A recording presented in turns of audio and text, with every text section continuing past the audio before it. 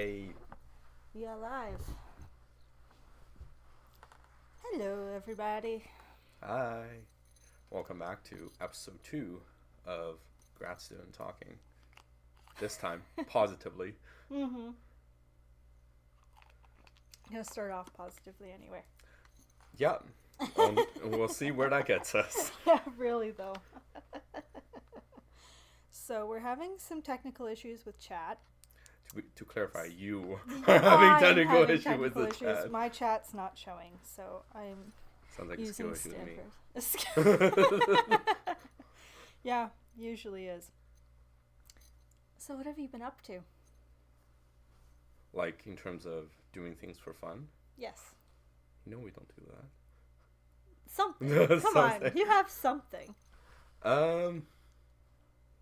No, seriously, in the past week I haven't done much for fun. God, this past week has been insane. This is a very difficult question. It's the most difficult question of the podcast. Is what do you do for fun? What do you do for fun? Yep. I sleep. Occasionally. We're not doing very good starting off with the positives. I played COD with a friend the other day. I suck at it. I was also playing it while drinking like a large bottle of Chardonnay. So, Wait. Call of Duty with Chardonnay. Yeah. That's a new one for me. That's a new combo. My aim did not improve. Yeah. It was very bad. I flashed myself so many times. Well, I think it's like enough to start a seizure. Isn't that the average COD experience, though? Yes, especially getting maybe yelled at by some in teammates. evening hour where there's very sweaty teenagers on that are super competitive, flying around, flying off the wall, and snipe you across the map. Yeah, no. Which one were you playing? COD 21, I think. That's the Black Ops that recently came out. Yeah. Yeah. I have yet to play through the story mode because I struggle with one of the missions. Yeah, that's how bad I am at COD. I struggle with campaign.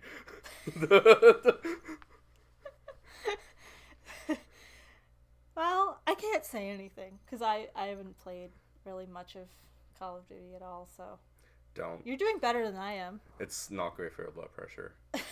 Especially when you're not drinking Chardonnay or other form of alcoholic beverages. I mean, yeah, a lot of things aren't good for your blood pressure, though. For example, grad school. Yeah. So, let's think about all the choices we make in our life and why do we end up here. Oh yeah, we're supposed all to the talk about choices positive, that led us to where we are today. Yeah, we're supposed to talk about positives, I guess. You get positive blood pressure. The positive is you get high blood pressure now instead of later. It's a positive correlation between your blood pressure and average blood pressure and years you spend in grad school. We did say positive things. We didn't say what kind of positives. Yes, positive association. Mm-hmm. Yep, that's right. In statistical term, anyway. Okay, positives. Well, yeah. Well, actually, what have you been up to? Have you been managed to do things for fun? Successfully, that is. Successfully is a broad term. We use the most broad definition of it since success is so few and far between. Sorry, it's supposed to be positive, but it's I've been playing some video games. Oh, cool. I've been playing Valkyria Chronicles 2. Okay. Which is like a strategy type RPG. Okay. It's good. And then I just started Yakuza 5 last night. Nice. Because I have more Yakuza games to play. Because the pirate game is coming out next month. And then I realized all the games on my shelf of the Yakuza series I still have not played. It's a tight schedule. It is. It's not going to get done, but they'll eventually get played, and then I'll play the new one. Eventually. I've made some Lego. Nice. I have Yoshi on his little bike from Mario Kart. I made that, and I made Bowser in his car, also from Mario Kart. Nice. I can't remember the last time I played Lego. I've gotten into it recently. If you get them on sale, they're pretty cheap. But you have, I wouldn't pay full price. Back in the good old day when I still do things for fun. Yeah. Yeah. Can you try it? Sorry. I don't want to touch your thing. Just try refreshing, because I just want to see if it's working now or not. Like refreshing? Yeah, refreshing chat. I just want to make sure we're not missing anything. How do I do that? I think if you just leave Twitch, it should work. Because mine's still, not showing. Mine's still not updating, unfortunately. So apologies if you're sending messages. We just can't see them. And I think it's just an internet issue. Just send dino dancing emoji once in a while to make sure the chat is Yeah, still it live. can be our test. Yeah, it's still not. Chat, prove you're alive by sending dino emojis. Prove that you exist. Yes. By sending a dino dancing emoji. But other than that, that's been kind of what I've been up to. It's been pretty quiet. Nice. In between things, I'm kind of just working on my discussion section for my thesis now. I typically won't describe January or any start of semester as quiet, but... It's, right, nice. But that's just, I guess that's the difference, and depending on what stage you're at too, right? Yeah, I suppose, yeah. Like, because it also makes a huge difference when you're not in courses. Because then, you don't have those assignments and all the rest of it. Because that's part of what also makes you guys really busy, is you're doing everything else on top of. 8-page of hand calculated statistics. Oh, disgusting. Oh, sorry, we're supposed to talk about positive things about grad school. You get to do 8 pages of hand calculation. Yay! I made an outline. Of course. I credit my fiance. He's the one who said I should make an outline. It was a good point. So, Stanford. Uh-huh. What do you think are some of the positive aspects of grad school? Like, if someone asked you, what are the first things that come to mind?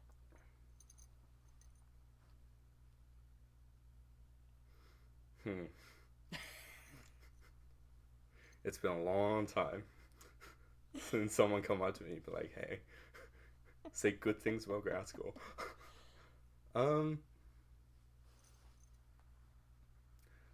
I think, there is a certain amount of liberty to it in terms of you get to research what interests you the most.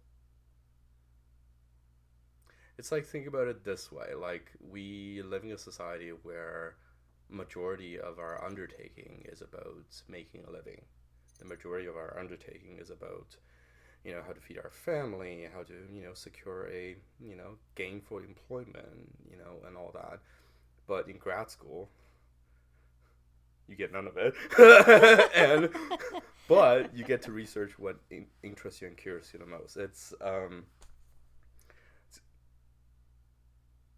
it's a French aviator named Antoine de Saint-Exupéry once said that if you want to teach someone how to build a boat, you don't start with the foundation of naval architecture. You start by inspiring them to long for the immensity of open sea. Those of us who chose to go to grad school have been obsessed with the immensity of the open sea, if we use that as a metaphor. Mm-hmm. And grad school is an opportunity for us to explore that without being distracted, I suppose, by, the triviality that is staying alive.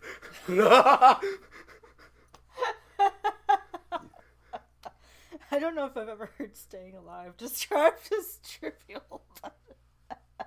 I don't need sleep. I need answers. God, if that's not accurate. Yeah, that's grad school for you.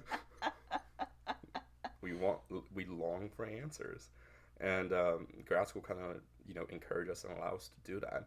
Now, whether if it's to the benefit of the public, it depends largely on what field you're researching in.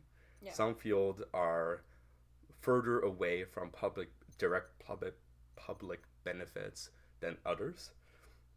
For instance, as your substance use research would, essentially promote implementation of new harm reduction guidelines on internet gaming, and that's like an immediate application that would occur like maybe a few years after you pursue your research. Whereas other sector of psychology may be more theoretical, such as those research in cognitive psychology and sometimes research in neurocognitive or neuropsychology. Yeah. Many of them study more abstract function of the brain, to the point where its public benefit might not be immediately apparent. But it is important for us to still devote resources to explore those things, because just because you don't see a benefit now doesn't mean it won't in the future. Yeah. And if we only focus on the immediate benefit of any said research and use that to guide our decision which research to fund, we will not be the society we are today. Because many discoveries are built upon research that seemingly not beneficial at first to the public. Right. Okay. So, yeah, I think I described the positive of having an experimental department in university rather than. But I mean, but that is kind of part of our whole experience, is that we are in an experimental psychology program, so we can, when we say positives about grad school, we're speaking from our experience, so it's going to be rooted in the program that you're in too, because the positives or the negatives are going to differ based on the program. Yep. But it's interesting what you say, because it sounds like the part about the plane and everything, it's almost the free pursuit of knowledge. Yeah, knowing for the sake of knowing. Yeah, exactly. And, which, let's be fair, that's decreasingly appealing in modern society, thanks to, the economy. Well, yeah, and I think society, as a result of convenience, has become so fast-paced, too. Yeah. And I think that definitely plays a role, because even in here, it's like, okay. Yeah. We gotta. You're also talking about universities where, at the end of the day, you're paying tuition. Yeah. And, Oh, it depends on what kind of funding package you receive. Yeah. Either from the university. But there's some practical considerations too. Yeah. And I guess we should say, we're talking about the positive aspects of graduate school. It doesn't mean we won't talk about some of the negatives in this episode, but we're focusing more on the positives. But unfortunately, there are also practical considerations in that we're here to get a degree because we eventually want to go and use the degree and have a career. And so if things are taking too long, or if things are going wrong, it does become immensely stressful. And yes, it's great to pursue knowledge and research projects for the sake of knowledge. Yeah. But at a certain point, we're all here to achieve a goal. Yeah. And for the most part, I would say this is another positive, particularly with our department, is that I think overall it's really good. Yeah. And it's set up to help you succeed. Yeah. And, okay, you're here for a 2-year master's program. We're going to do our best to get you in and out in 2 years. It's like the spirit of an experimental program versus, the reality of an experimental program. Yeah. The reality being, you have to, in order to secure gainful employment after post-graduation, you need to maintain a consistent research output, hopefully filled with projects that are fruitful and truthful in reporting, and make accurate inferences. All that. Yeah. It's like, yes, like theoretically speaking, we should be the one department in the university, well, one of the many experimental departments in a university that focus on the pursuit of knowledge for the sake of it. Yes. But at the same time, we are also, sadly, being stressed by triviality of our life. If you could describe it that way. Yeah. We do need to live, unfortunately, to continue to pursue our research. Yeah. Unfortunately, yeah. I need to find it. I was laughing about this earlier today. It's a really great meme. Okay, so it says, why do you stay at your job if it's that bad? Me. This creature has adapted to the crushing pressure and oppressive darkness. Yup. It's from a deep sea documentary. Yeah. Yeah. It's so good. The horrifying looking fish at the bottom of the sea. Yeah, that reminds me of me. If you go to grad school, this is what's going to If happen you come to you. find me at my office at 10 o'clock on Tuesday night, yes, I will be at my office, unfortunately. That's what I will look like, probably. Yeah. But I think another thing, and this was a big thing when I was thinking about the positives, is the people. Because I think you form a certain type of relationship with people when you're in this situation and you're dealing with very hard decisions regarding not just your program, not just your work, not just your volunteering, not just your research projects, and whatever else that the litany of other things that you're working on. But you're also dealing with really hard things like deciding what you're going to do with your future. Which is not an easy thing to decide. Well, if you care about it, yeah. If you We're making a pretty big assumption that we care. Like, I think it's safe to assume that if we look around at the department, I think people care about. Unfortunately. But I think there's a certain camaraderie in we're all dealing with this at the same time. Yeah. And overall, I would say it's a positive depending on the department you have, because not everyone is lucky to have a department like ours, which I would say overall it's a really good department. Yeah. And I think they really do their best to encourage relationships among the students, to encourage students to be present on campus, and I think that's a net positive, because then you form those types of relationships and then you can support each other, because there's something really cathartic about being able to vent to someone who completely understands, because they're right there with you. So people in harm's way tend to grow closer exponentially faster. I think so. I've formed friendships with just a hug on a bad day. I mean, it happened. Yeah. It's kind of like describing military. Like describing going to war on a different continent as, okay. Well, it's relationship building. I get shot all the time, but I can at least have people to vent about it. Like Okay, I feel like we're going to the other extreme here. We're not going to war. Yeah, no, but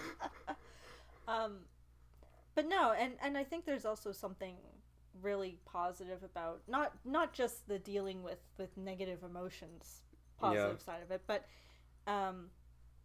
in being able to collaborate together and being around other people who have very similar interests to you, even if they're not in the same field of research. We're all interested in psychology, we're all interested in research and improving society in some way or another, generally speaking. I would say generally speaking. So I think that also is a net positive, and you learn a lot by being around other students who are doing other kinds of research. You learn a lot really fast because people assume you know stuff. Well, right. Yeah That. So what type of skills do you think that you've learned as part of grad school? It's a laundry list of things that I had to learn last minute. Oftentimes, I'm only a few hours of lecture away ahead of people where I'm supposed to teach.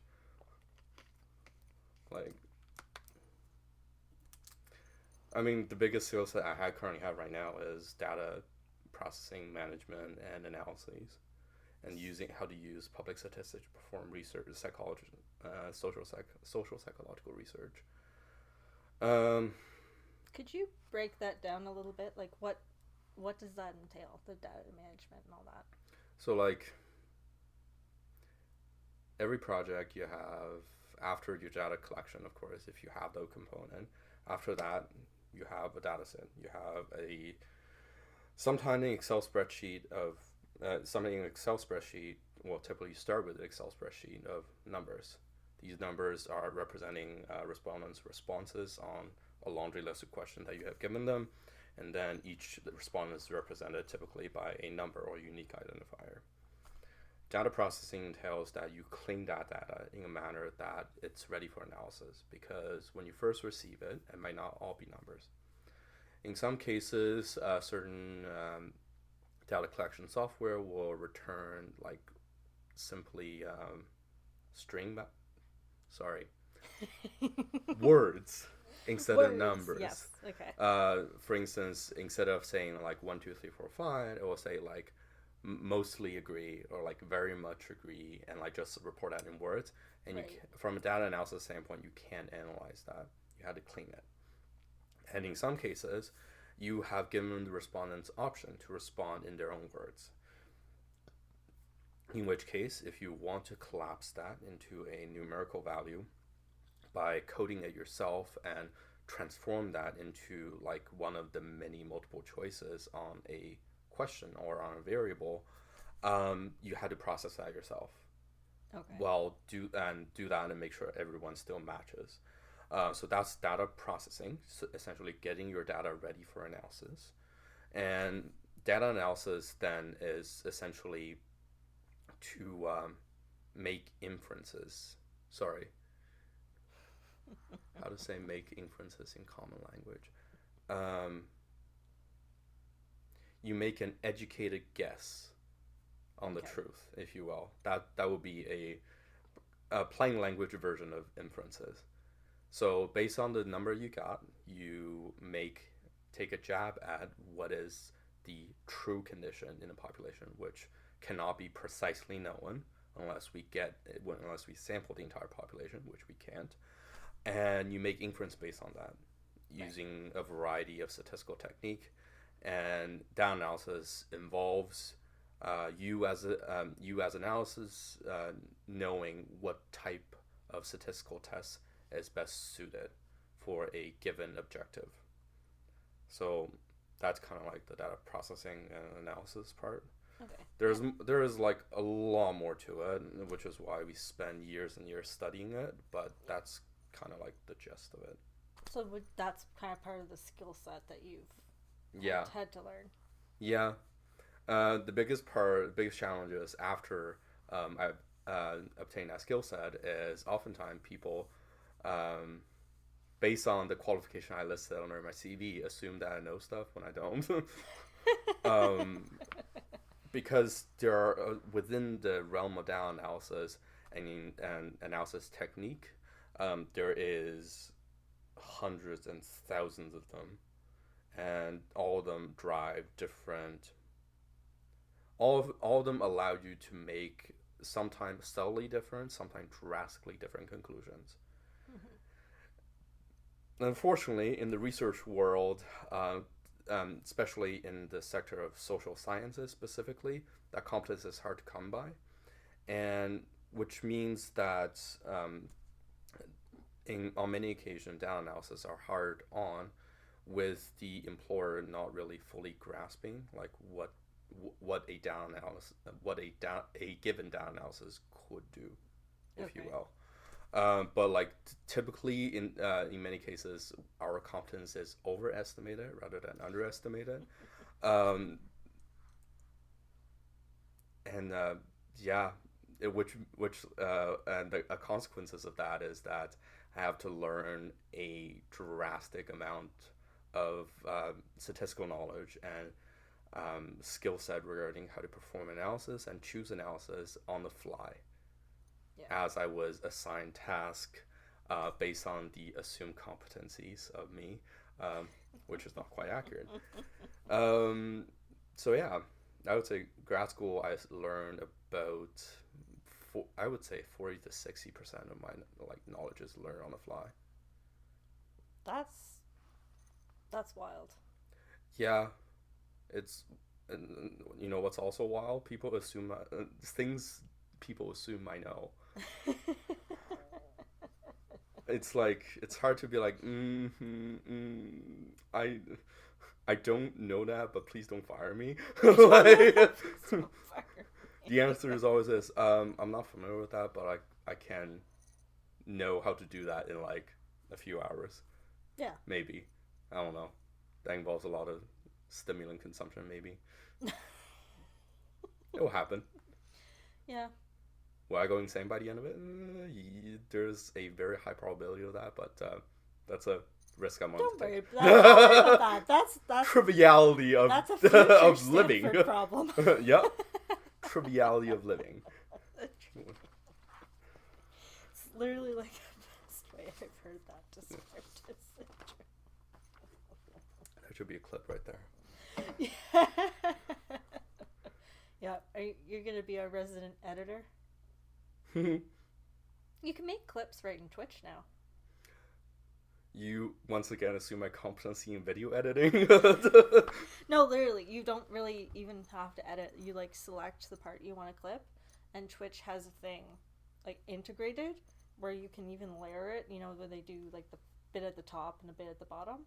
You can choose the layout and you can export it right to YouTube. Oh, cool. Yeah, it's really neat. So you don't even need like other software or anything. Oh, okay. Yeah, it's a great hack. Can be uploaded on YouTube and stuff. Yeah. And then I need to follow certain naming convention of YouTube videos. I leave that to you. I can learn. Everyone remember this moment when I gave him control over the clips, because this will become important later. I will learn that by tomorrow morning. Why sleep tonight? Maybe. Please sleep. Why? No, I'm kidding. Sleep is good for you. Please sleep. Surely that's not that important.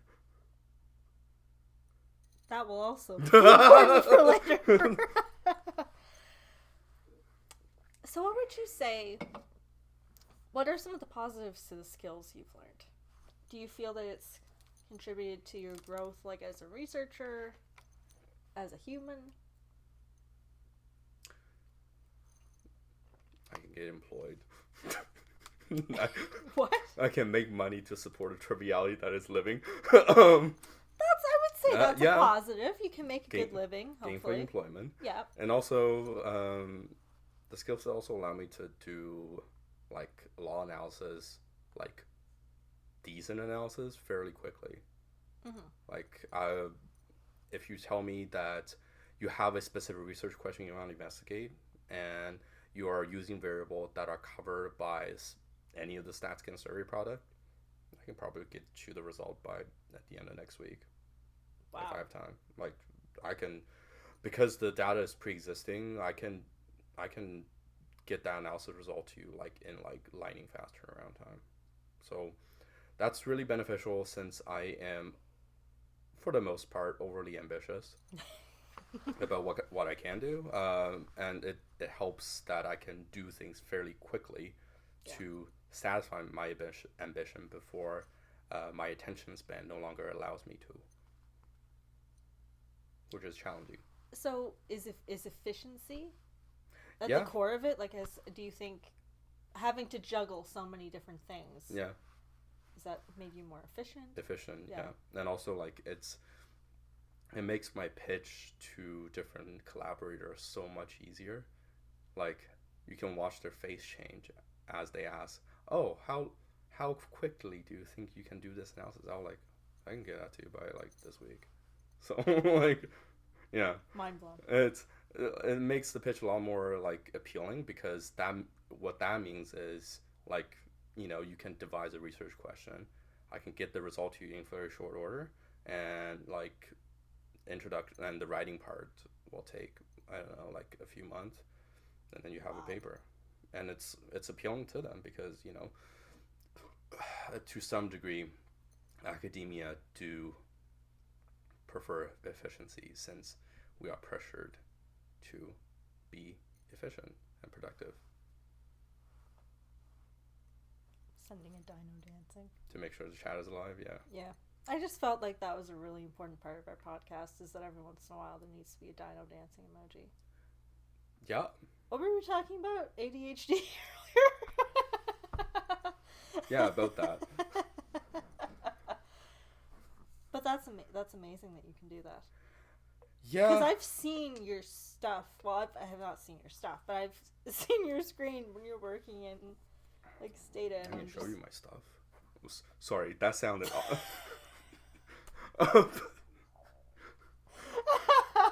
that's another clip right there. There's we are so professional. yeah. We're so professional. Having professional conversations. Oh my god. But no, I mean, to me, it looks absolutely frightening because I've never worked in Stata, so. It is frightening, and really isn't a good way to make it not frightening.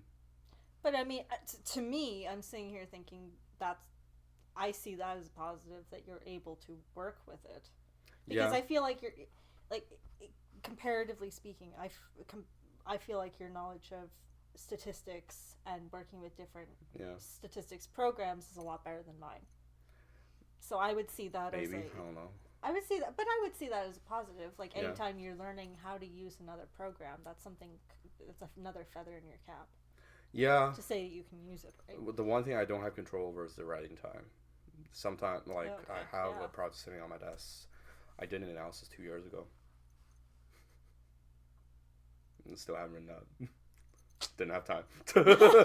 So, if I really, go wild and do as many analysis as I want, my writing pace does not, follow that.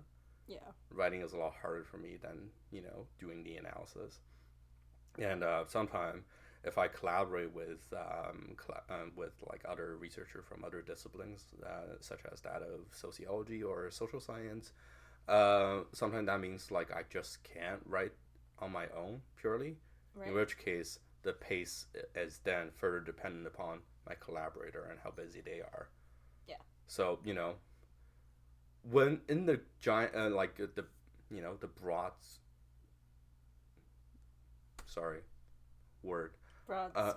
broad scheme of things, sometimes, having that speed doesn't really matter much if your writing pace cannot really follow up with it. Because, see, I would feel almost the opposite, where I find the running the analyses to be the harder part, and the writing to be the easier part. If it takes you longer, then you can just write the introduction and then do analysis on the side. These things can happen side by side. Yeah, true. The upside with me would be, I can do that in very short order, and I can focus on the writing. Okay. Which is, I guess, is a plus, but I suck at writing, so. Sorry, I suck at writing in a manner that are readable to broader public. I broadly follow the writing style of my supervisor, who is a statistics specialist. So this is his fault. In part, yes. But I guess I am an independent human being who choose to imitate. So, it's my fault, I think. It's everybody's fault. It's everyone's fault. Yeah. Yeah.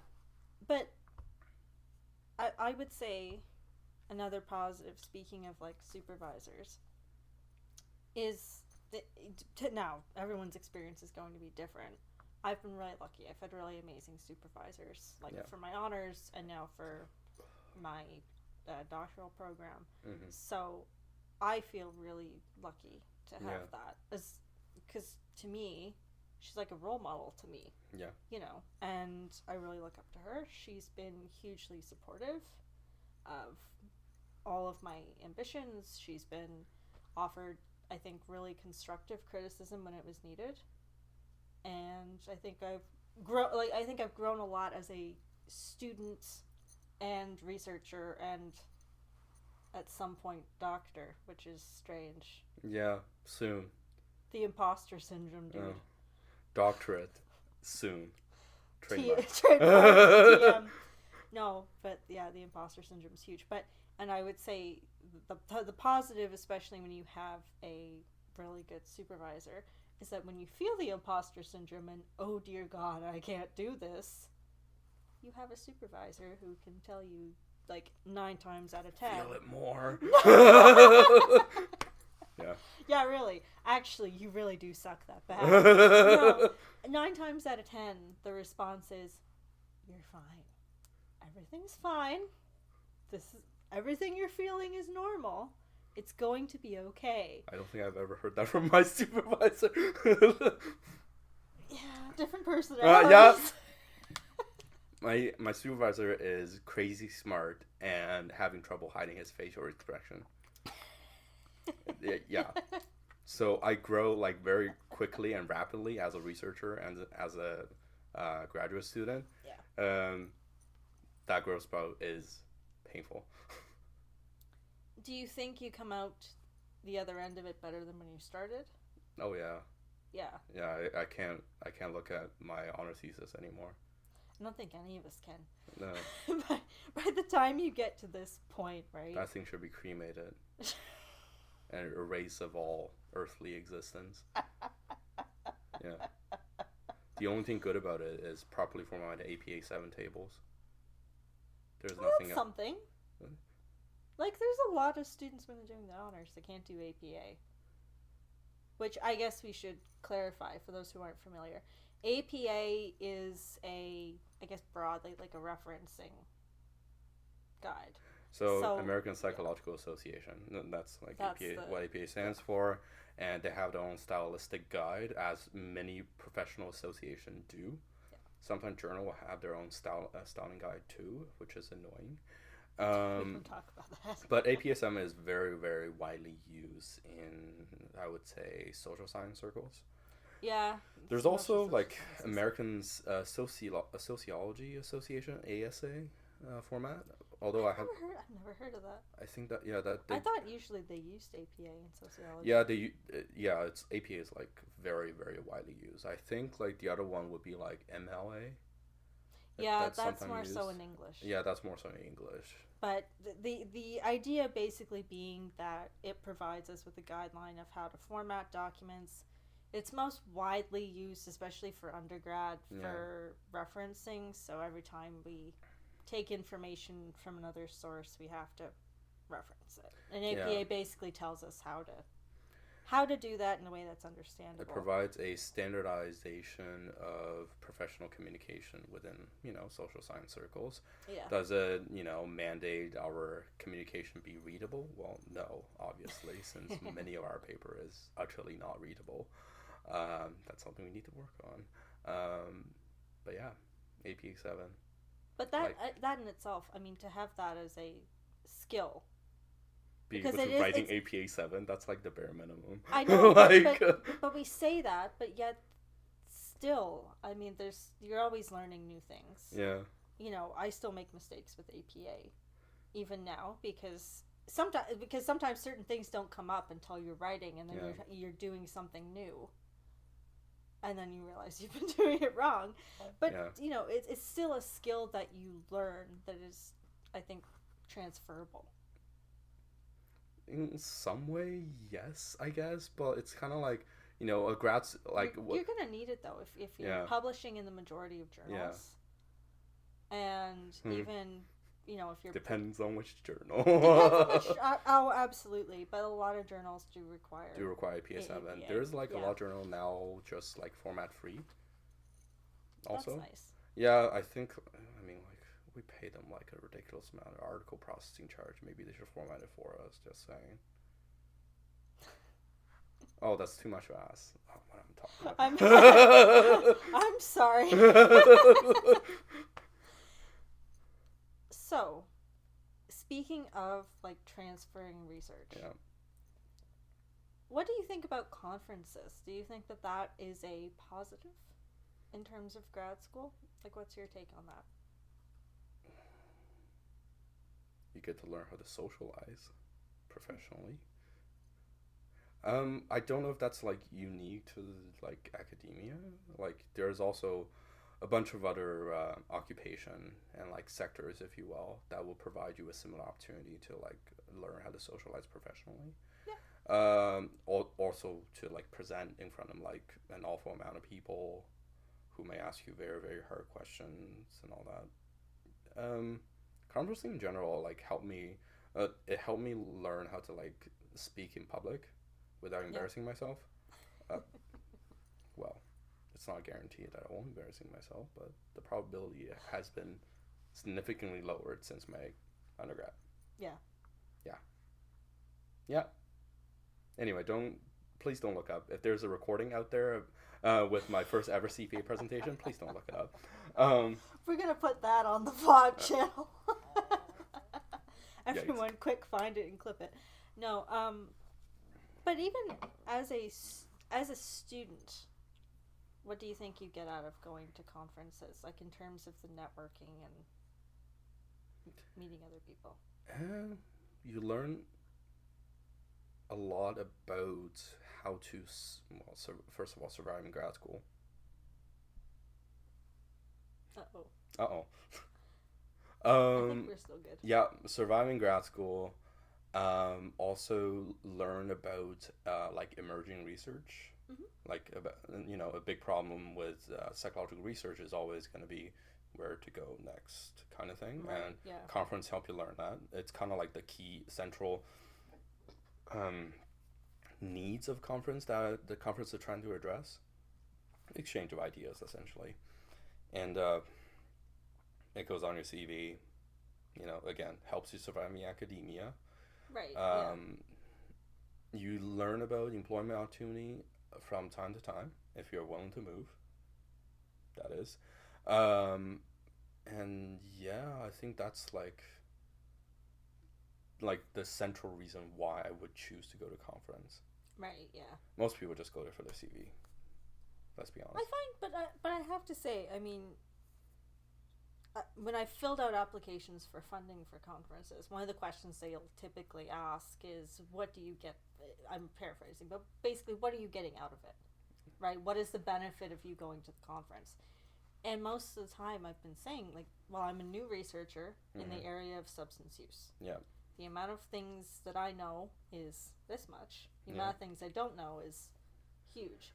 It's so descriptive of most researchers, regardless of career stage. Right, but I find, especially as a student, you're coming in and you're going, okay, like I kind of want to dive in. I want to find out what's going on, because again, you're the up and coming researchers. Mm-hmm. You're the ones that are going to be doing future research. So I found it's been extremely positive in being able to go. I found that in my experience, I think there was a vision of conferences for a while where it was stuffy. Like, there's stuffy places, everyone's kind of uptight and judgmental or whatever. Depends on which session you go to. That is true. Absolutely. But I find most of the time, most of the conferences we go to are, one, predominantly students are attending, or there's typically a large group of students that are there presenting or attending. And so you get to interact with other students. So again, that connection piece I mentioned before, where I've had some wonderful conversations with people I just met about our experiences in grad school. Yeah. And again, it was cathartic for both of us, even going, we're in completely different universities, completely different ends of the country, yet we're going through the same thing. We went through roughly the same process to get where we are. And you learn a lot about their research. They learn a lot about your research. You go to each other's sessions. Like, I've done that before. I've met someone. Oh, you're doing a session. What time is yours? Oh, what time is yours? And we'll go to each other's and we'll meet up and we'll, for the couple of days, you're friends. Yeah. And I've stayed in touch with some of them. Yeah, it is nice. I remember I went to a poster session from a group out of UBC. Okay, yeah. University of British Columbia. They have like a wonderful psych department. They're doing big data psychology. They're using population-level data set to look at geographical variation in personality trait. Oh, which was super interesting to me. That's cool. Yeah, and then we got talking, and I also do big data psychology work, so it's kind of interesting how they're processing their data and how they choose to visualize it. Their visualization is really nice. So yeah, you get to meet cool people. Sometimes you embarrass yourself in front of them.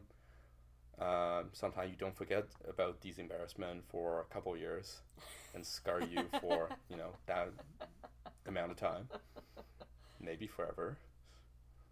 Positives. Oh, positives. Whoops. I'm just kidding. You get impressed people? No. You can impress people. No, go on. I would say that's a net positive. I'm yet to accomplish that. Well, you seem pretty certain. You sounded really sure. No. Upon further reflection, I don't think I've managed. Upon further reflection, Your Honor, I actually don't think that's true. Theoretical. That is a theoretical. Okay. That is a theoretical possibility I have yet to achieve. Oh, that's good. Yeah. Oh, that's another good. Yeah. Is this the Zoomer brain that everything is just clip it? Oh man. I feel like Chad, please get me TikTok famous. No, we don't talk about the TikTok. No, wait, TikTok's not banned anymore. We can talk about TikTok. That's right. It's fine. Yeah. I need an alternate career path in case this one doesn't pan out. I suggested podcast star. Yeah. I think you can do it. Yeah, I do need something to help with the triviality that is daily Quick, living. everyone, help us get affiliated. Help us become affiliated. Yeah. I mean, preferably partnered, but that's a lofty goal. Yeah, someday. Someday. Maybe. Who knows? Baby steps. Maybe people will actually enjoy listening to us jabber on about Do they? I don't know. Chat, if you believe that. Dino emoji, please. Yeah. And that's you right. gotta put it on yourself. Yeah. That is the only way. That is the only way we're able to gauge interest. Just Yeah. I think the other positive to the thing with conferences is it's a positive and a negative, but one of the things that's also been really enjoyable is going on trips with other people in the department. Yeah. So like myself and another. And see how crazy they are when they're drunk. Sorry. Well, that's a story that I need to hear off air. Yeah. But we'll be back in like 5 minutes. I need. What is it? The kids say? Is it the tea? Is that the correct usage of that? Spill Oh, the tea. please tell me you know how to use that term.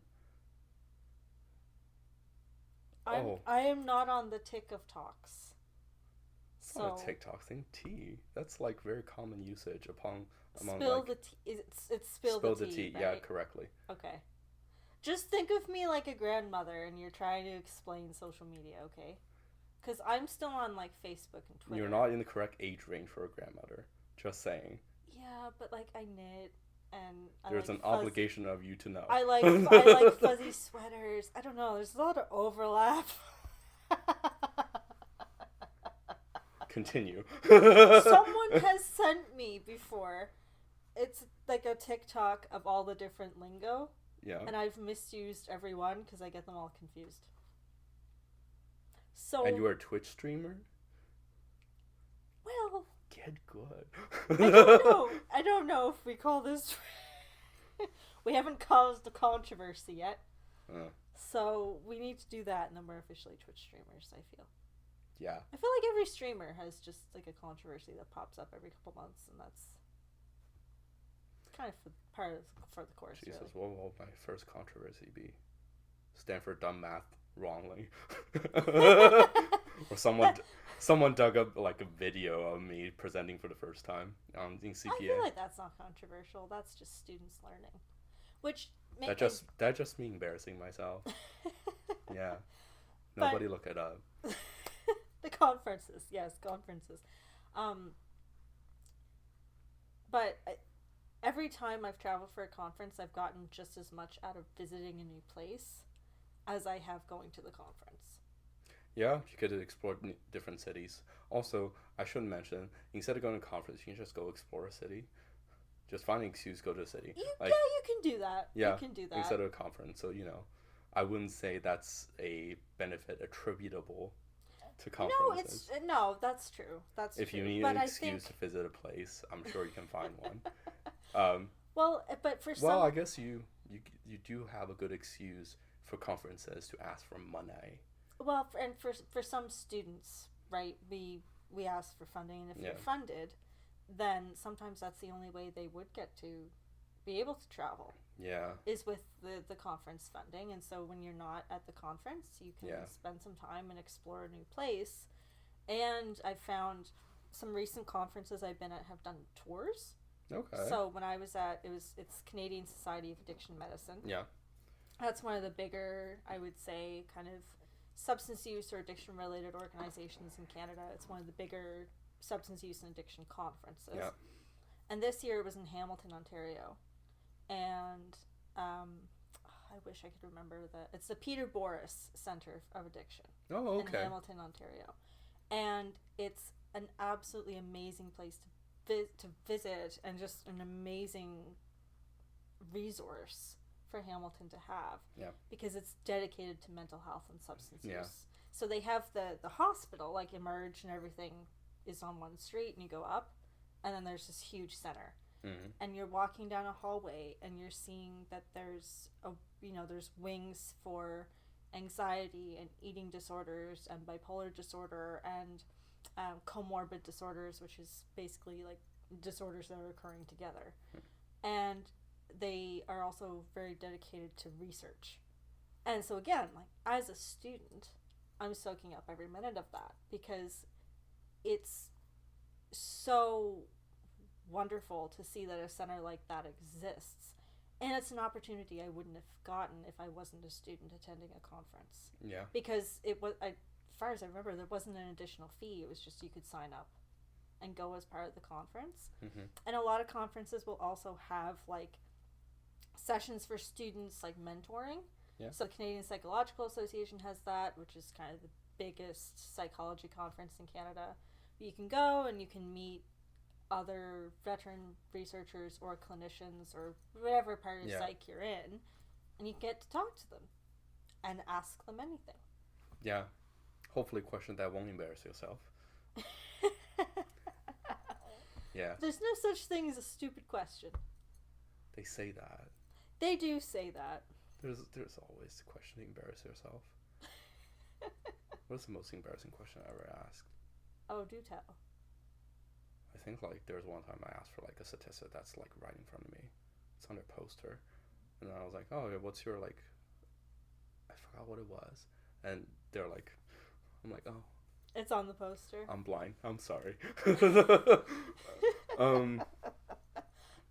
that happens. Me being blind? Well, no.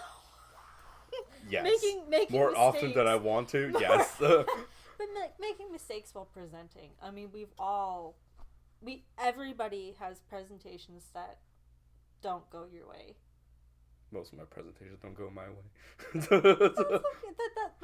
But hopefully with everyone you learn. Yeah. Maybe. I don't know. I've yet to deliver a perfect presentation yet. Well, no, but that's a hard thing to achieve too. What do you mean I'm incapable of perfection? No, that's not what I said. I refuse to accept that I'm incapable of perfection.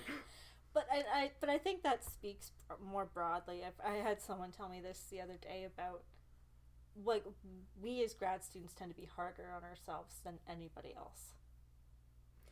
You know what I mean? Like our supervisors, fellow students, whatever. Because sometimes what ends up happening is you think something's a big deal. Yeah. And then you realize nobody cares.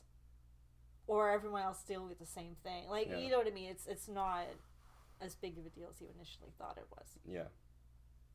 Yeah. And so... triviality, that is mental well-being. If you can ignore all that triviality, there's only positive things left about grad school. You can ignore... Yes, just ignore all of that. Yeah. Yeah.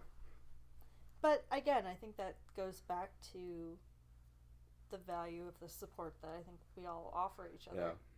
Because think about it, you know, if you think about the stressors that we have and the stress that we're all under, we are also currently in the stage where people are applying for potentially future programs and doing interviews, and that's the whole thing, because you're trying to plan for the future.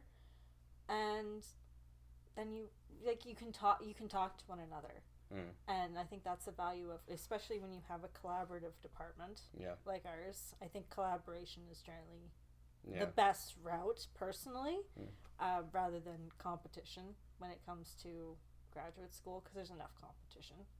Yeah. You know what I mean? Rather than us being competitive amongst ourselves. Yeah. I think generally people are pretty supportive and very willing to help out. Yeah. And I think without that, I think for myself, I can say I would struggle a lot more, and I think a lot of other people would struggle a lot more too. Yeah, you could say that. Yeah, I know there are like larger university departments who are like much more internally competitive. Yes, and I've absolutely. known them to be miserable. And that's just like, again, the positives and the negatives are going to differ a lot, and your mileage is going to vary. Yeah.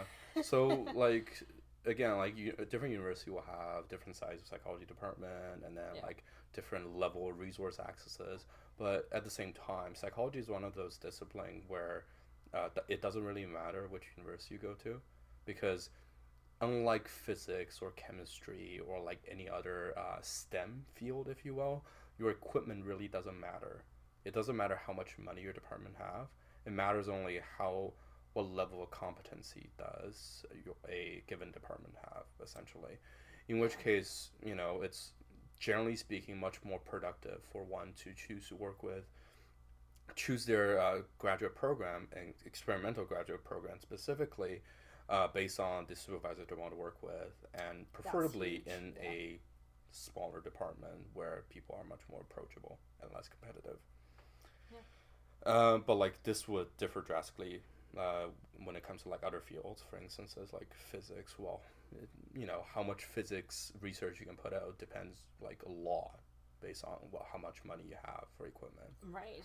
How much neuroscience research you can put out is very largely determined by like what kind of equipment you have access to, what kind of brain imaging equipment you have access to, and whether if you are competing set access with like other discipline or like potentially medicine. Yeah. How do we get into this discussion? Alice, how do we get here? Where are we? Alice in the rabbit hole. Yeah. But talking about like different departments and supports, right? Yeah. Oh yeah, we support each other about that. We do. I think in psychology we do even more. Well, I think we have a large part of our training is an awareness of mental health. Yeah. Even if you don't, I would say not in now yourself, obviously. Again, the triviality that is mental well-being. But even if you don't go into clinical psychology, we do still have a base understanding of mental health in a bachelor's degree, I would say. Yeah. I would say it's becoming more and more now too, just as part of our generation. Mental health awareness, I think, which is a good thing. Yes, but for the general public. Right, but yeah, it's changing a lot. Yeah. Within our generation. So I think we bring that to the table too. Yeah. And I think we're aware of that when we're talking to each other, that about what's maybe might be going on. Yeah, and you also get to have very thorough discussion with your colleague who are equally passionate about research. Yep. Hopefully you'll find some of them in your department. Yeah, absolutely. There's generally at least one other lab within a department that's doing something that could be related to yours. Yeah. Because there's typically some amount of overlap between different labs. And so, then you get to engage in those discussions. And I think the other positive is, as part of our support for one another, we go to each other's defenses.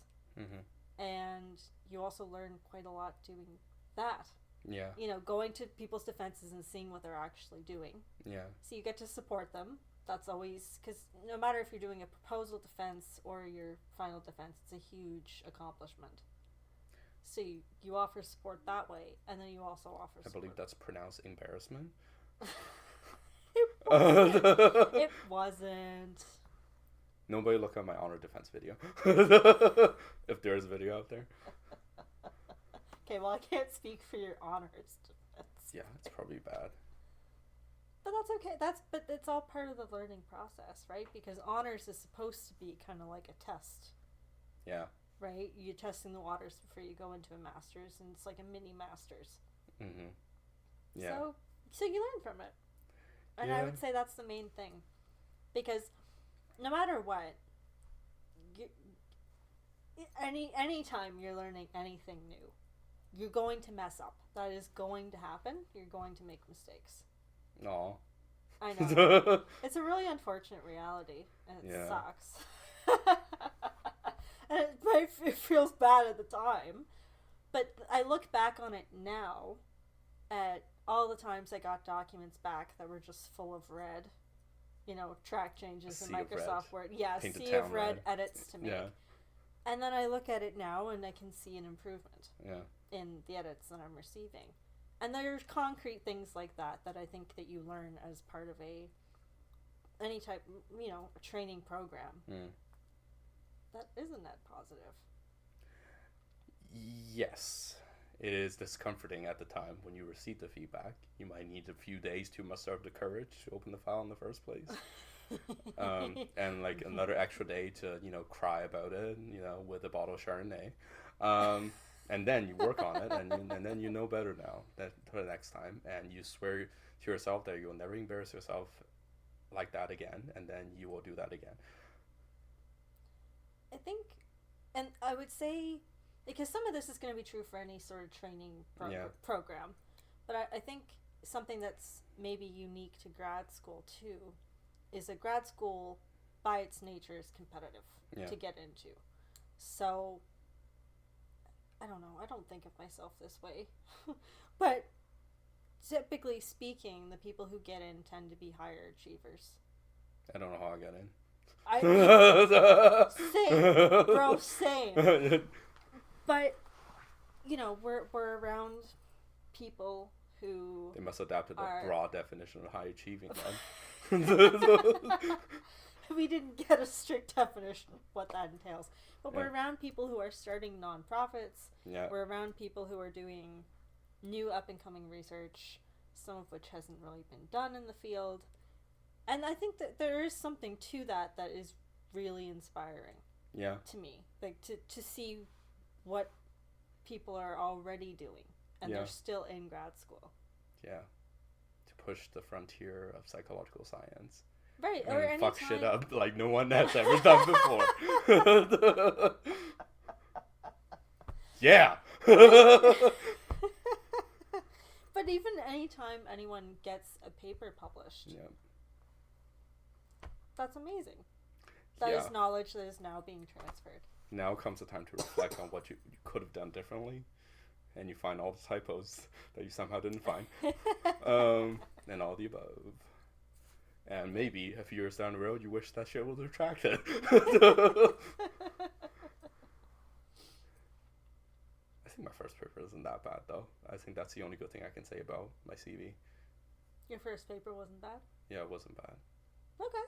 Yeah. I'll take wasn't bad. I mean, that's... Yeah. I mean, if wasn't bad is good enough. Do you think...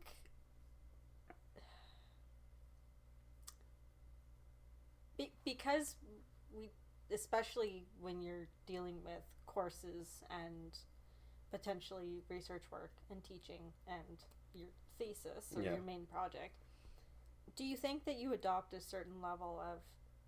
I guess it's that efficiency of not everything has to be perfect anymore. No. I'm still a perfectionist as much as I was in grad school. I still hope to, you know, like cling onto the hope that I could still get it right the first try. Yeah. Or like be able to, you know, perfect my syntax or whatever.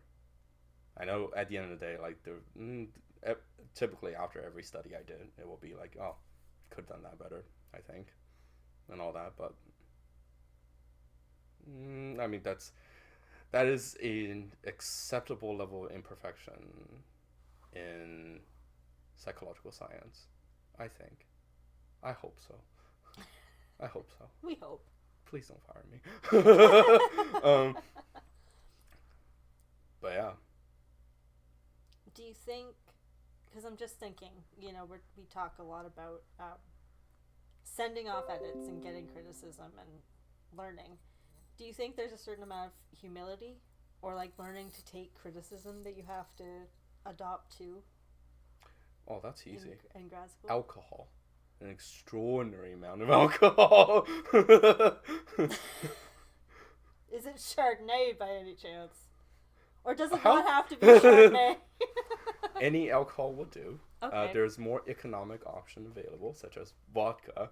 It's the first time I've heard vodka and economical mentioned in the same sentence. I mean, hard liquor tend to be like, it's cheaper in terms of getting drunk. Oh, okay.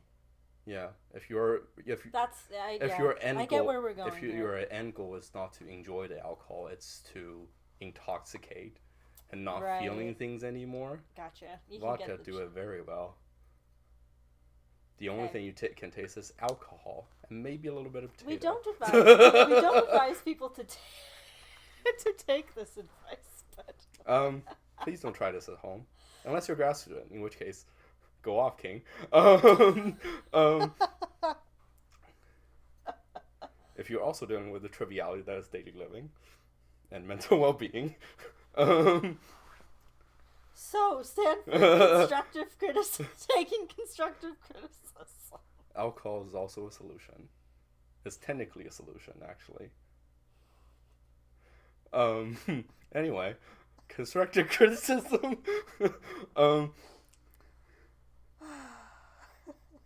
Yeah. Oh my god. I mean, most criticism you receive in grad school are constructive. Unless you have, like, really shitty committee member or something. Yeah. Or, like, if you're researching a controversial topic and your committee is not agreeing with you. Yeah. It happens. So, in your experience, was there anything that you found helpful in kind of learning to navigate that? Like, I'm thinking in terms of things that would be like positive skills that we've learned or things that are transferable, especially in terms of, I think, working as a team. Yeah.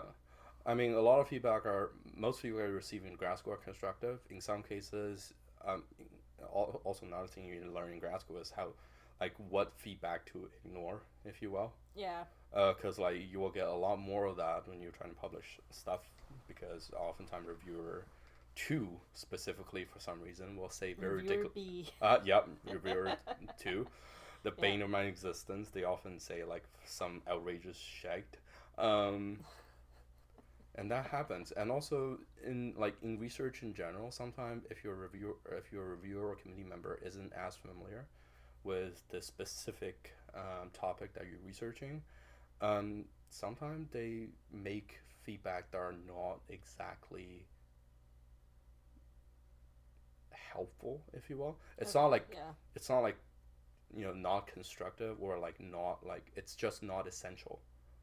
Right. In some cases, or maybe it stemmed from a lack of understanding on a given topic, which it's understandable. Not everyone can know everything.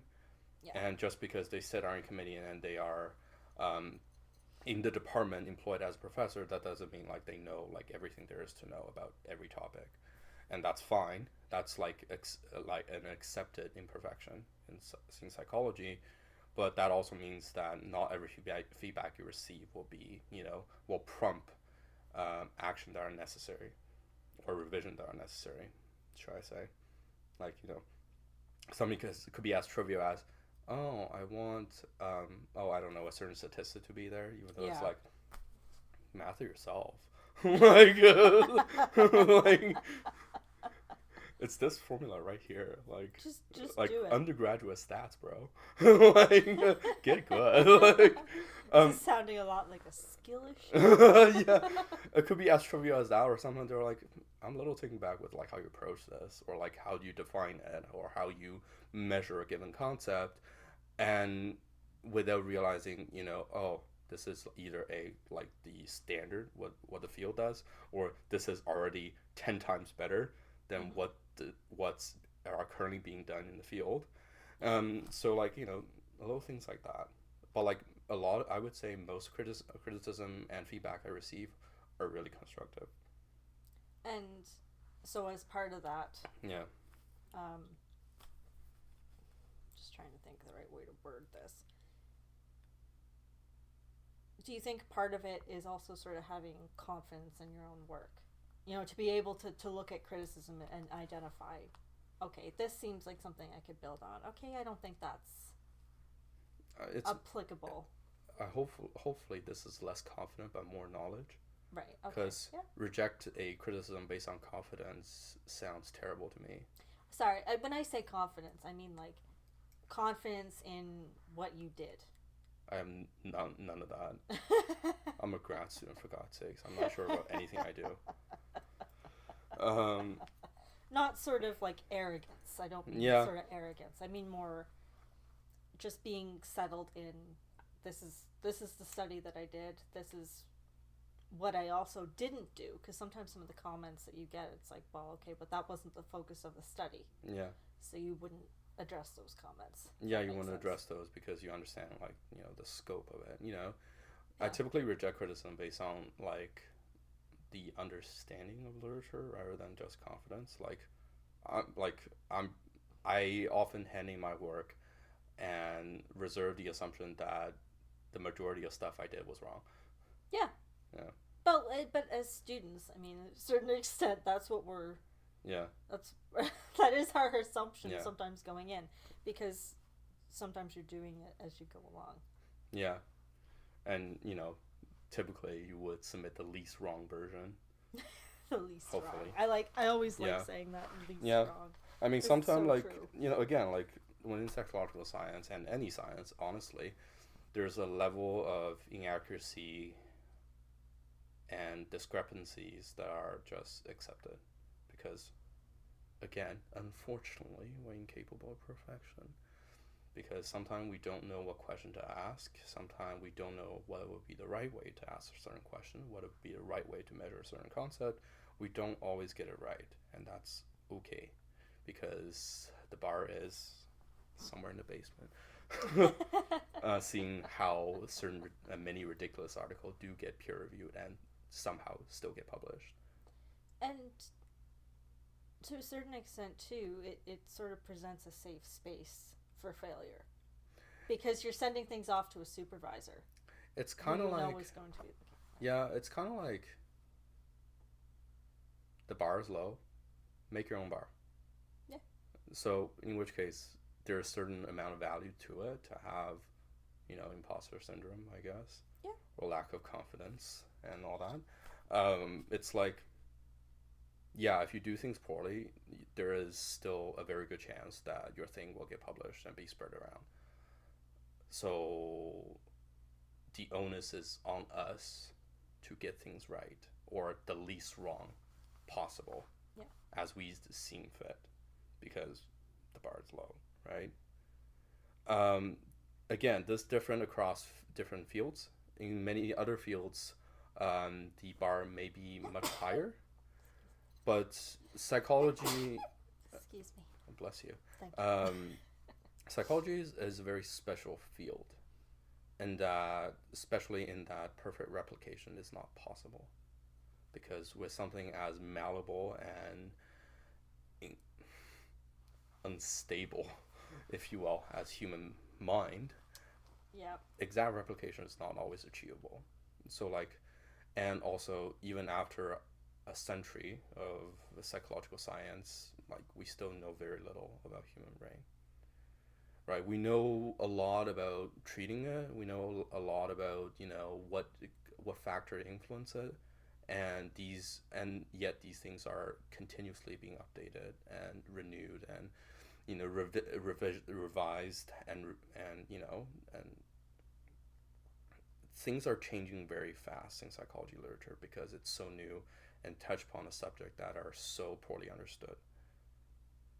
Hence the low bar.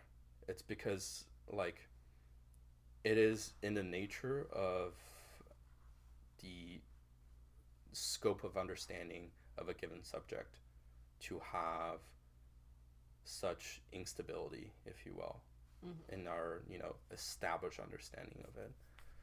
It's different from physics, where it's you know, there are a set amount of things we know with very high degree of certainty. Right.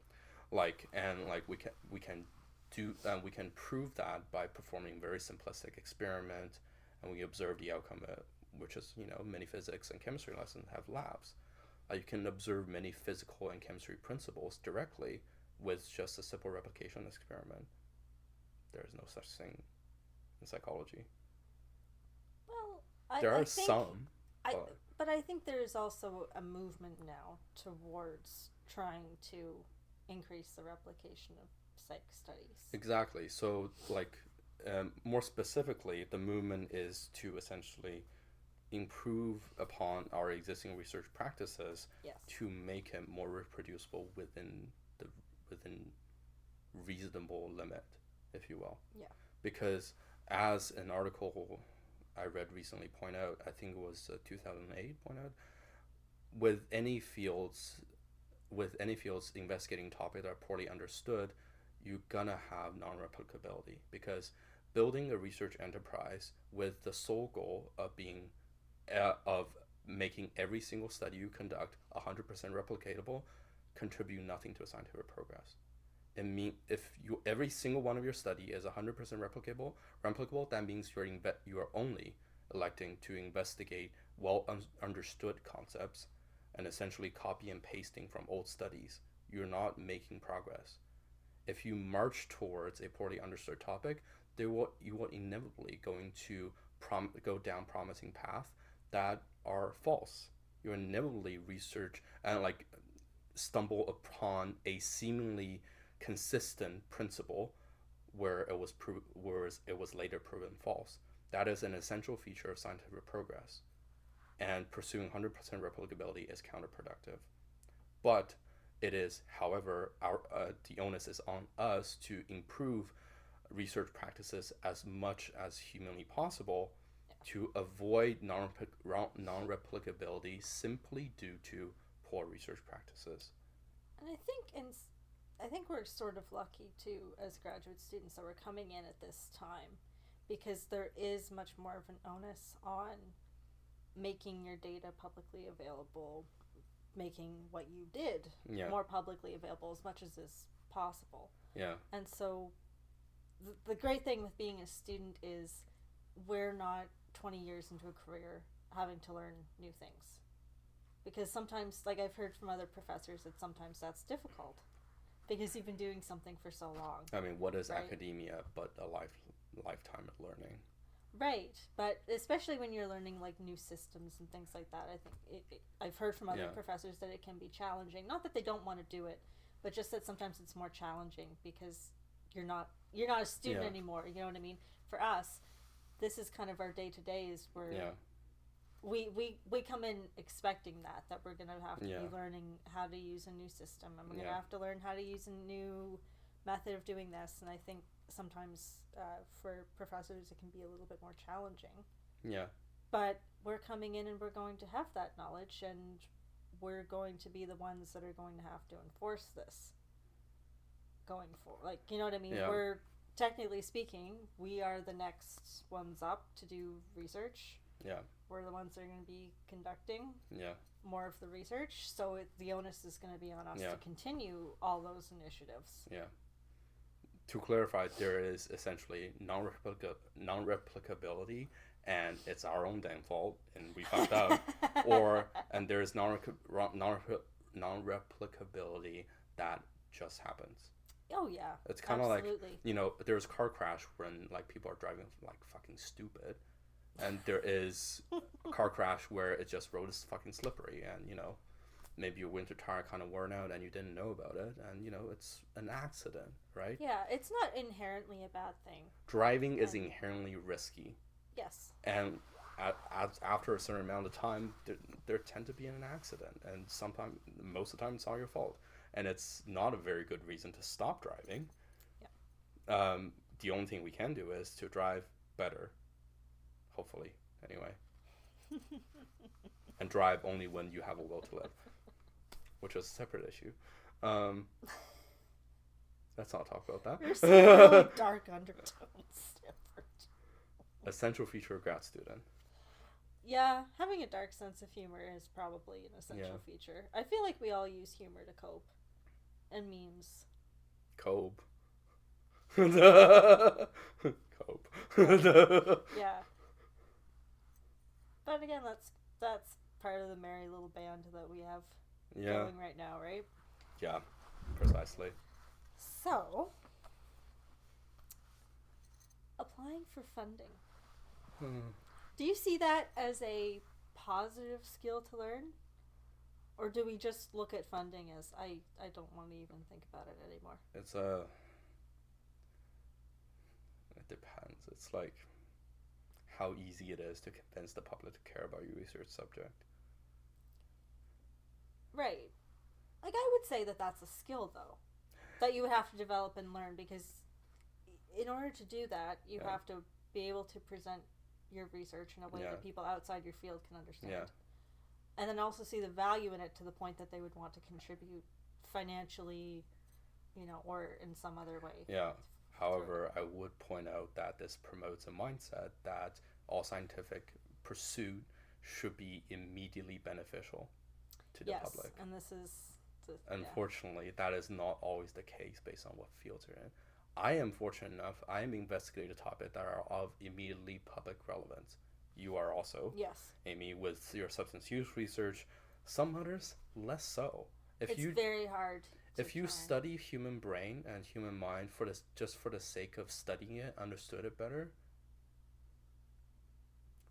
how do you get to convince the public to care? It is a worthwhile pursuit. Yes, I totally agree. But like, how do you even start convincing the public to care? Do you think, though, like as students, when we're applying for funding to help us fund our programs, do you think that's part of what we learn, though, is how you can take your research and how you can present it to different audiences? That's one of it, yeah. Especially, again, when with students and researchers that are investigating subject matter that are of immediately public relevance. Because in that case, we are doing research and the onus is on us to effectively communicate our finding to the public because it's of relevance. Our research directly, affects the current practices that are ongoing and they need to know. And also, especially when it comes to like when you collect data yourself, you are putting participant under a certain degree of risk. You are collecting data from them. They give you their time, and the onus is again on us to make it beneficial for them and for that group, right? And give that back, right? You are not extracting their time and and their efforts out of it to benefit some other group. You're benefiting them directly. Because the perspective I have is what I would argue is when you're applying for funding, some of the skills you learn are A, where to go. Yeah. So in terms of what organizations kind of meet the goals of your study, right? If they're providing funding, there's generally some amount of that. So I think that takes care of some of that, because depending on what type of research you're doing, there's not always going to be the expectation of it's immediately applicable right now. So in my case with substance use, generally they want to see some data to suggest that this is applicable to Canada or New Brunswick or wherever, right? They want that. But that wouldn't necessarily be the case for all aspects of psychology, because it depends on where you're applying, and it depends on the funding agencies that you're looking at. So I guess what I'm thinking is, like, something that I think has been really beneficial is applying for funding, even for conferences. It's learning how to make a budget,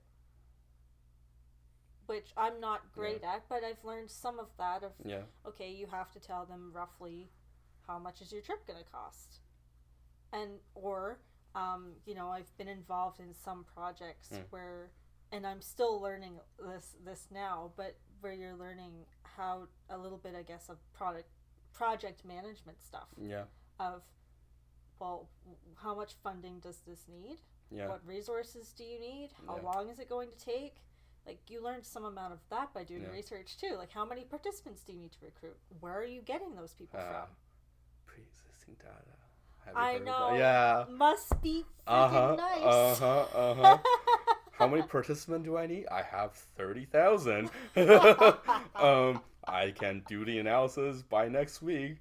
40K funding? That's all going to me, baby. Right, Right, but there would be different, and there's different skill sets Yeah. that we both have because we worked with different Yeah. data sets and things. But I think even for you, you've done project management things where you've had to figure out, okay, how many people do I need from this 30,000 Unfortunately, yeah. data set? Right, but that's, I think they're all valuable skills that are even beyond research. Yes. Are going to be helpful to you. Did I learn it?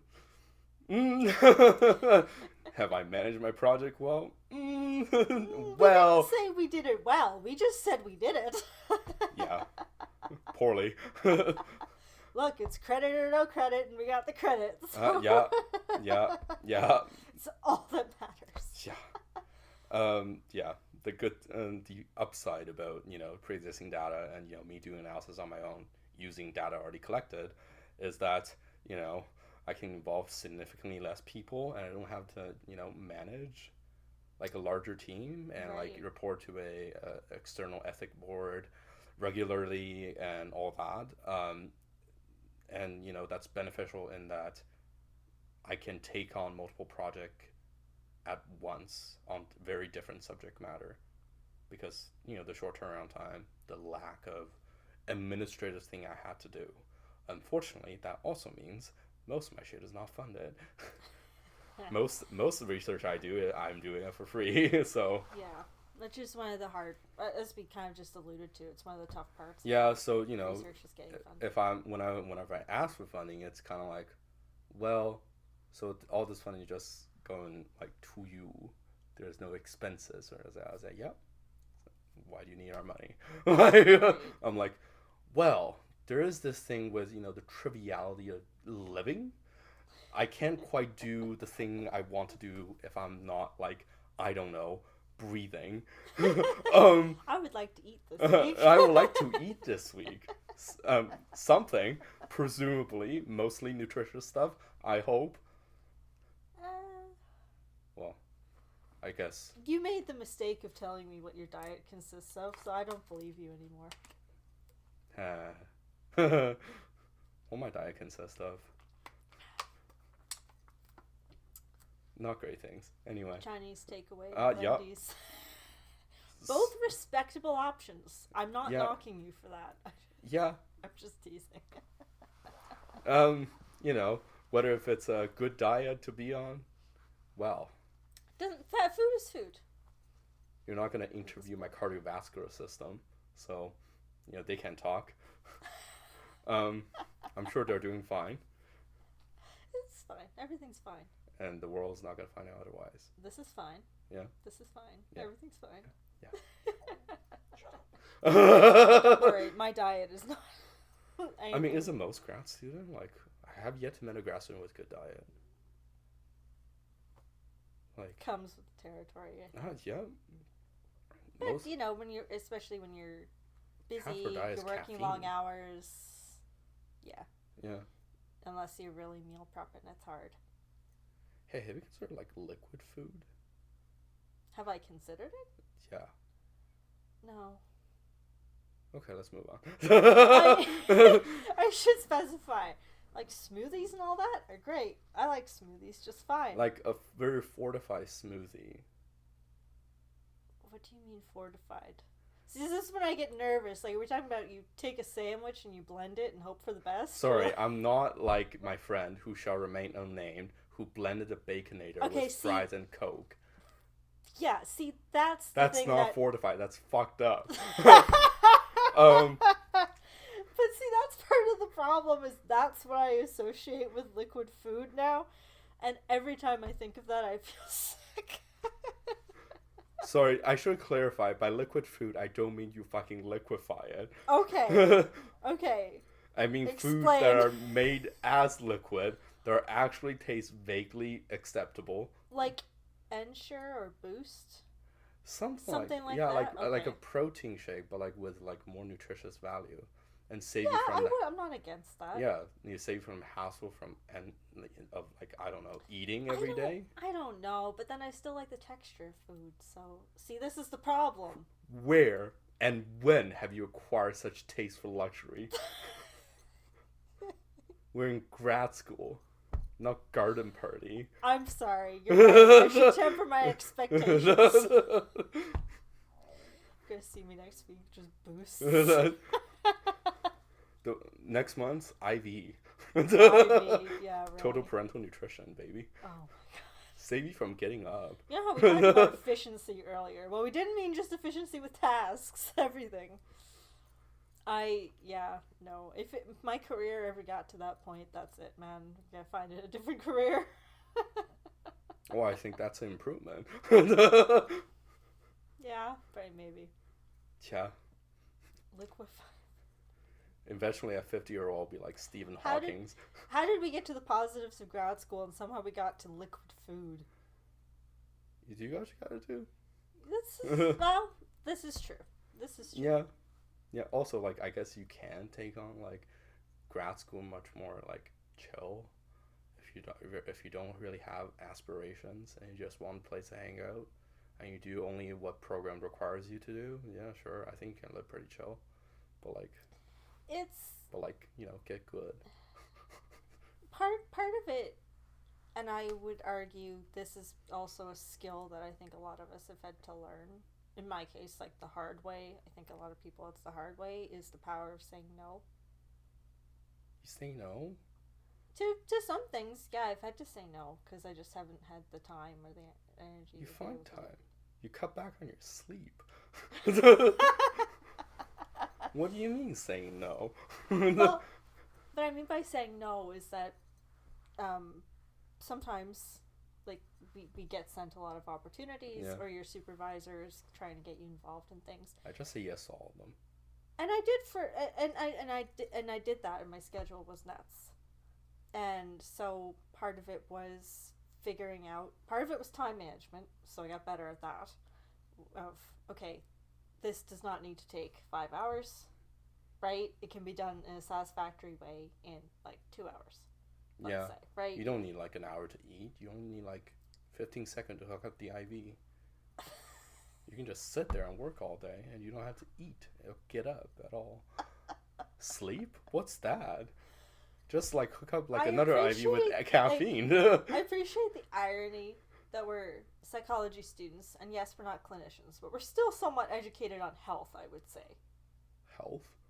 Since when have you acquired such taste for luxury? We both have research interests within the health sphere. And who come to grad school and wish for a healthy, long life anyway? Who needs health? I would like Any the opportunity. Answers? I would like the opportunity to use the degree that I've worked for so many years. Yeah, you only need to live until the end of your degree. Oh, this is new knowledge I was not aware of. I told my doctor, I'm like, oh yeah, any chance you can keep me alive until at the end of my degree? He's like, I think we can do that. And I'm like, cool. Oh no. And he gladly handed me my prescription for Concerta and disregarded my blood pressure reading. Yeah. Gotta do what you gotta do. Everything's fine. On the other hand, maybe I shouldn't drink that much caffeine. Anyway. Move on.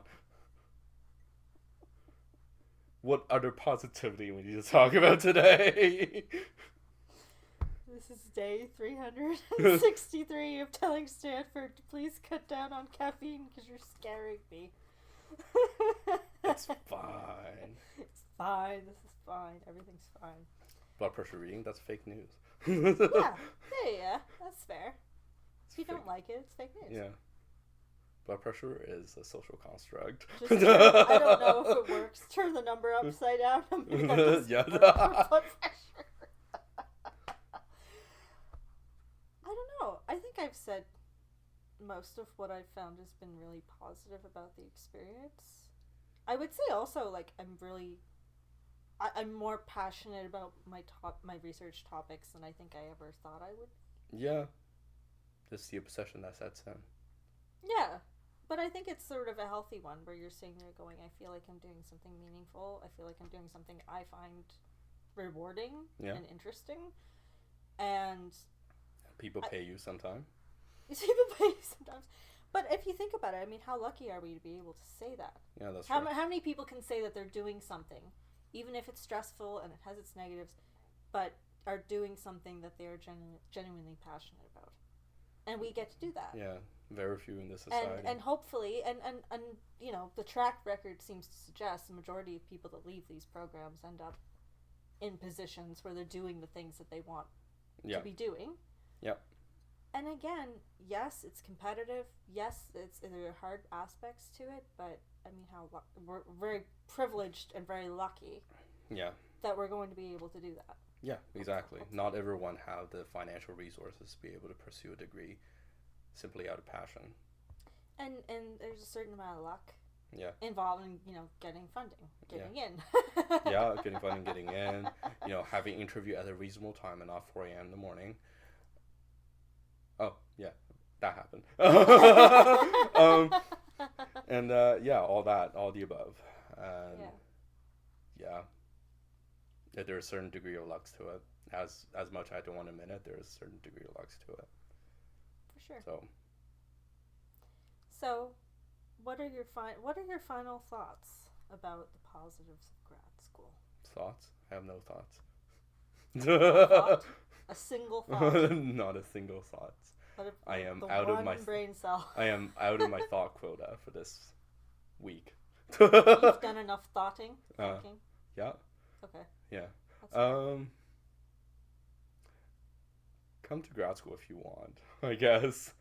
If you have the resource to pursue it, and if you have a weird obsession that you want to pursue that are vaguely psychology related, come to grad school. Well, and if it's part of your career plan, then pursue it. I don't think like I plan to be this passionate and this obsessed about psychology. Right. It's kind of happened, yeah. so.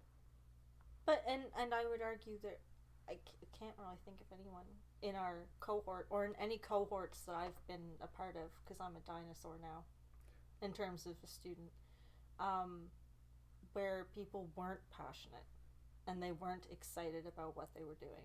Oh, there may be varying levels of excitement, but they were generally passionate. I do know a number of them, unfortunately, but yeah, there's also people in grad school who are there simply because they don't know what else to do.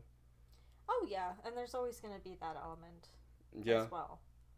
But I think even if you're there, and maybe that's not what you want to do, maybe it's a stepping stone to something else. Yeah. I still think that any kind of the number of skills we've talked about will benefit them. Yeah. At the end of the day. That is if they're interested in acquiring it. That's the thing. Like. Yes. For an experimental program, you can be as busy as you want. You can learn as many things as you want. You can acquire as many skill set as you want. Only if you want. Well, I think that's the case with anything. You gotta put something into it. Yeah. Because you can be taught something. People can show you how to do things. Yeah. Unless you have a vested interest and you put the time and effort in, because it does still take time and effort. We kind of talk about it like, oh, you get into grad school and that's it. No, you still gotta work hard. Yeah. You gotta put your time and your effort and your mental energy into it.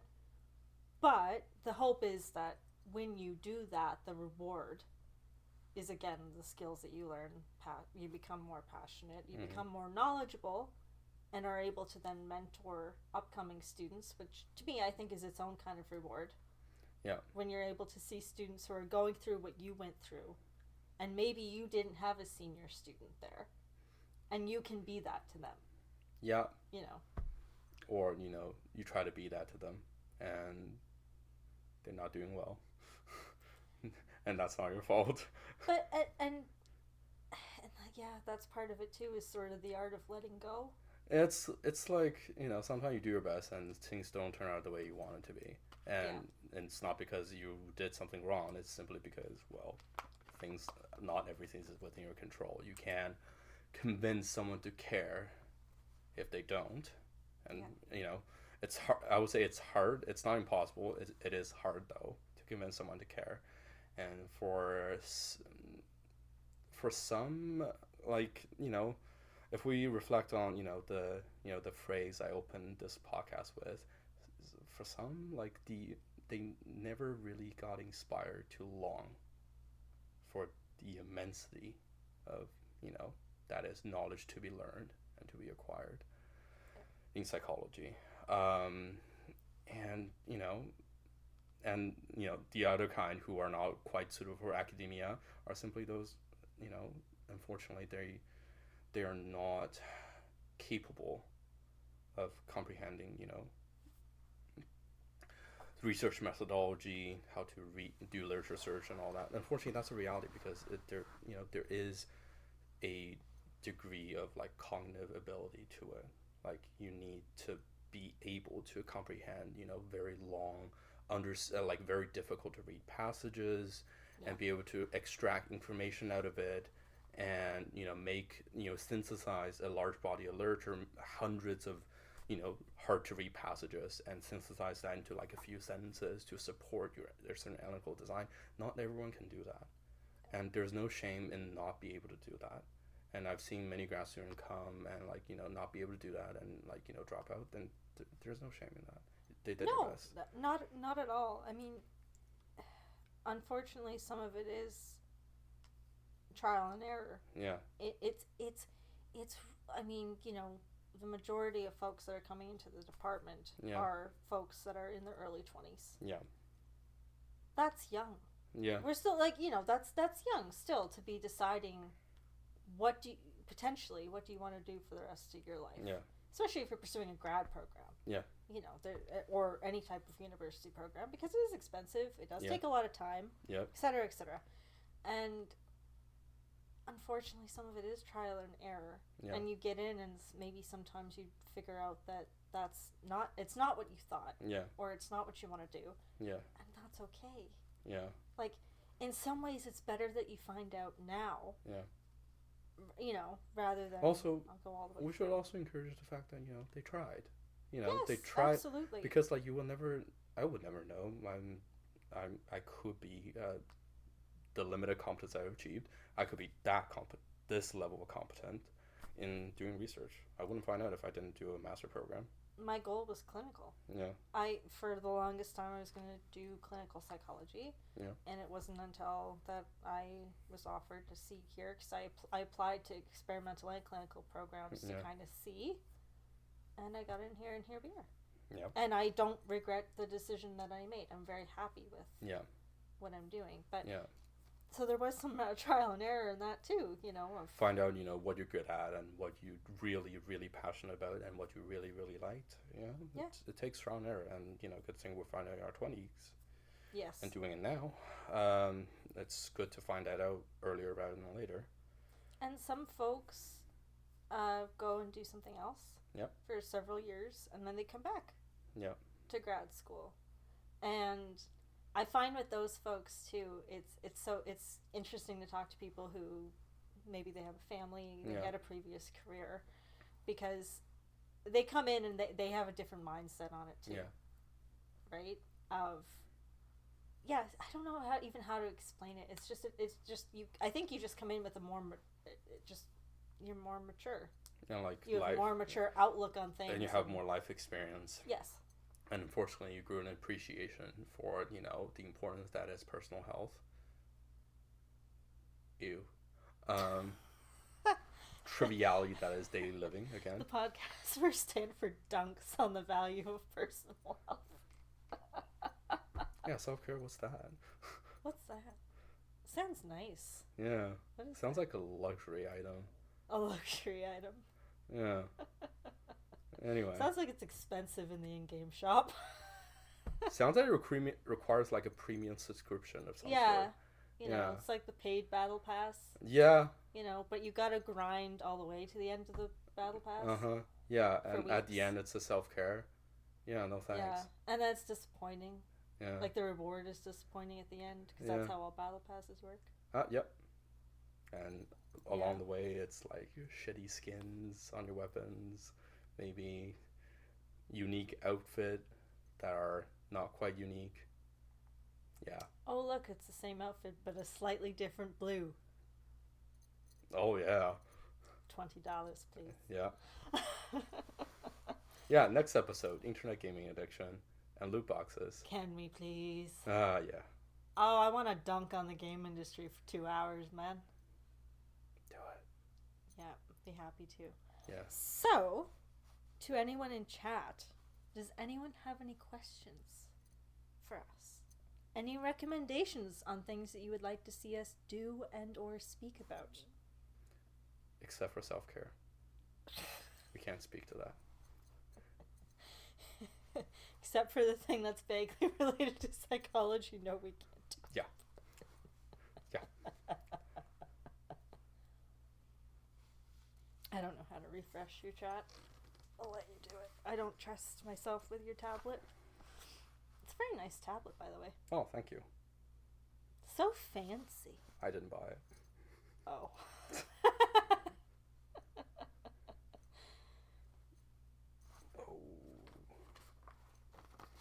Because if nobody has any questions or comments, Yeah, I think we're good for this episode. Yeah. Last round of dino emojis. Yes. Yeah. I think we should. We should Need send to have everyone fun. off with some little dinky dinos. Yeah. I refreshed the chat. Cool. All right. All right. Well, thank you very, very much, everybody, for tuning in on this Saturday. Yeah, we're going to talk about And- positive grad school, vaguely. Yeah, I think we touched on a lot of positives. I Yeah. can give you this back. Okay. And I guess we can announce that going forward, we're going to start having a somewhat set schedule. So it's going to be roughly every second Saturday that we're looking to do this. We're going to looking at different topics, potentially having some guests on, and maybe even doing some video gaming streams where we go through video games and talk about some of the harmful things that are put in modern video games. I'm game to play some gacha. Like, I want to have a brain aneurysm over gacha games. I'm ready. It's just me getting progressively madder and madder for for a couple hours. I think that's very much a simulation of what grad school life looked like. Great. Yeah. Great. We can draw parallels. Yes. Welcome to positive grad school. Sorry, I forgot about that. Yeah. Your blood pressure get to grow. You can grow your blood pressure. Grow your blood pressure. I'm not sure that should be free. You can grow your Well, I mean, variable it's blood positive pressure. in the sense that it's going up. I'm not sure if it's a net positive in terms of health impacts. Depends on who you ask. Fair, because if I ask you, apparently it's positive. Okay. All right. Yes. Thanks, everybody. Have a good We will night. See you next time.